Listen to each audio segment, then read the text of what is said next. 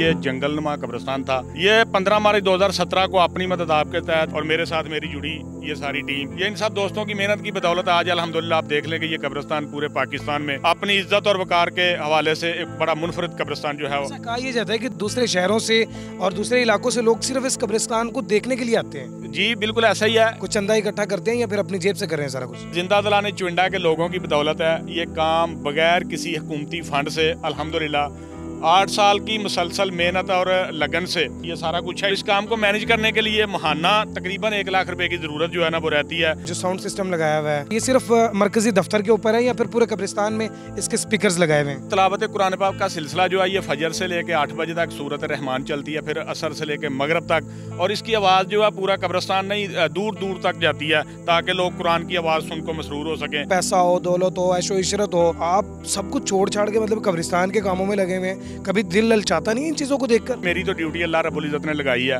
और जहाँ तक पैसों का ख्याल है कि मैं समझता हूँ कि एक दिन भी अल्लाह करीम ने हमें भूखा नहीं सोया। इज्जत, शोहरत, हर चीज़ अल्लाह ने दी है तो इसी मरकजी कब्रिस्तान चुंडा की वजह से। जब घर जाके अपना ज़मीर मुतमिन होता है ना कि जो भी करके आए हैं वो अल्लाह की रज़ा के लिए करके आए हैं, फिर बड़ा मज़ा आता है।